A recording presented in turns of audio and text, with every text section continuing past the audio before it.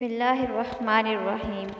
Bano T V کے تمام سننے والوں کو السلام علیکم۔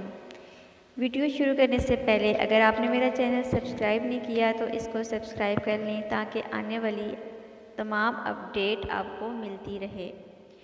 ایک بحری جہاز میں کافی بوجھ تھا۔ سفر کے دوران طوفان کی وجہ سے ہچکولے کھانے لگا۔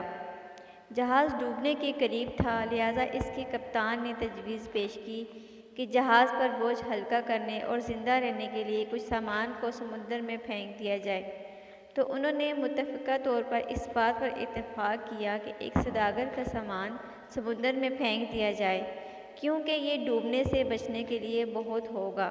جس تاجر کا سامان پھینکنا جانا تھا، اس نے اس پر اعتراض کیا کہ کیوں اس کا ہی سارا سامان پھینک دیا جائے، اور تجویز پیش کی کہ سارے تاجروں کے سامان میں سے تھوڑا تھوڑا پھینکا جائے تاکہ نقصان تمام لوگوں میں تقسیم ہو اور نہ صرف ایک شخص متاثر ہو۔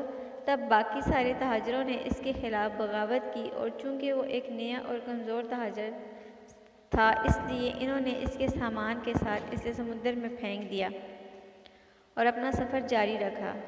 لہروں نے سوداگر کے ساتھ لڑائی کی یہاں تک کہ وہ بے ہوش ہو گیا۔ جب وہ بیدار ہوا تو اسے معلوم ہوا کہ لہروں نے اسے کسی نامعلوم اور ویران جزیرے کے کنارے پھینک دیا ہے۔ سوداگر بہت مشکل سے اٹھا اور سانس لیا، یہاں تک کہ وہ گھٹنوں کے بل گر گیا اور اللہ تعالیٰ سے مدد کی درخواست کی اور کہا کہ وہ اسے اس تکلیف دہ صورتحال سے بچائے۔ کئی دن گزرے۔ اسی دوران تاجر نے درختوں کے پھل اور خرگوش کا شکار کر کے گزارا کرتا رہا۔ وہ قریب ندی سے پانی پیتا اور رات کی سردی اور دن کی گرمی سے اپنے آپ کو بچانے کے لیے درخت کی لکڑی سے بنی ایک جھونپڑی تھی، چھوٹی سی جھونپڑی میں سو جاتا۔ ایک